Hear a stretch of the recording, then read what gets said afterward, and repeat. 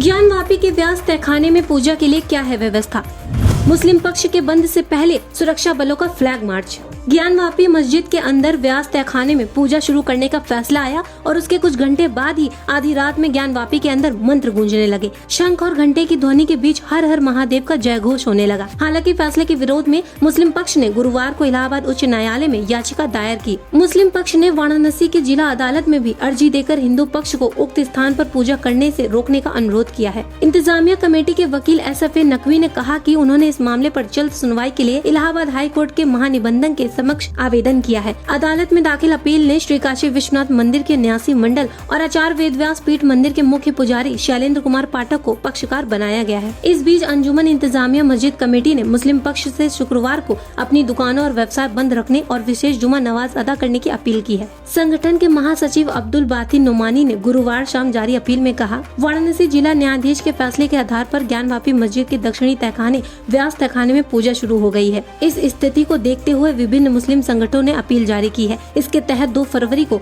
मुस्लिम शांति पूर्वक अपने कारोबार और दुकानें बंद रखें और विशेष नमाज अदा करें। अपील में देश भर के मुस्लिमों से अनुरोध किया गया है कि वह अपने अपने शहरों और इलाकों में विशेष नमाज की व्यवस्था करें। अपील में कहा गया है कि इस अवधि के दौरान पूर्ण शांति और व्यवस्था बनाए रखी जानी चाहिए। एक मुसलमान को उसी मस्जिद में जाना चाहिए जहाँ वह आमतौर पर प्रार्थना करने जाता है और शुक्रवार की नमाज अदा करता है। मुस्लिम महिलाओं से घर पर ही इबादत करने को कहा गया है और शादी समारोह व अन्य कार्यक्रम सादगी से आयोजित करने की भी अपील की गई है। यहाँ 30 साल से पूजा पर रोक थी। आधी रात को ही भक्त पूजा करने के लिए पहुँच गए। इधर मुस्लिम पक्ष रात 3 बजे सुप्रीम कोर्ट पहुँच गया। मस्जिद इंतजामिया कमेटी ने ज्ञानवापी मस्जिद की कानूनी टीम के जरिए रात 3 बजे सुप्रीम कोर्ट के रजिस्ट्रार से संपर्क किया। मुस्लिम पक्ष ने सुप्रीम कोर्ट से वाराणसी कोर्ट के आदेश पर रोक लगाने का अनुरोध किया ताकि मुस्लिम पक्ष कानूनी उपाय तलाश सके। रात 3 बजे मुस्लिम पक्ष ने रजिस्ट्रार से करीब 1 घंटे तक बातचीत की। फिर सुप्रीम कोर्ट के रजिस्ट्रार से सुबह 5 बजे भारत के मुख्य न्यायाधीश DY चंद्रचूड़ को जगाया। चीफ जस्टिस ने सुबह कागजात देखने के बाद मुस्लिम पक्ष से किसी भी तरह की राहत के लिए मामले को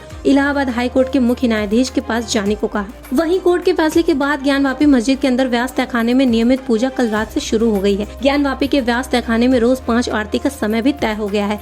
सबसे पहले मंगला आरती होगी, उसके बाद भोग आरती, अपराह्न आरती, संध्या आरती और शयन आरती। वाराणसी कोर्ट के आदेश के बाद बुधवार रात 10:30 बजे करीब व्यास जी की तहखाने को खोला गया और फिर उसकी साफ सफाई की गई। फिर आधी रात को वाराणसी पुलिस प्रशासन की मौजूदगी में पुजारियों ने व्यास जी के तहखाने को खोलकर विधि विधान से पूजा की। बीती रात 12 बजे पंचगव्य के तहखाने का शुद्धिकरण किया गया। इसके बाद षोडशोपचार पूजन हुआ, जिसके तहत गंगा जल से मिली मूर्तियों को शुद्ध किया गया और पंचगव्य से स्नान कराया गया। इसके बाद देवता महागणपति का आह्वान किया गया और सभी विग्रह को चंदन, पुष्प, अक्षत, धूप, दीप, नैवेद्य चढ़ाया गया और आरती की गई। जिन मूर्तियों का पूजन हुआ उसमें 2-3 शिवलिंग, हनुमान जी, गणेश जी की प्रतिमा, एक देवी की मूर्ति के साथ साथ 5-6 विग्रह शामिल हैं।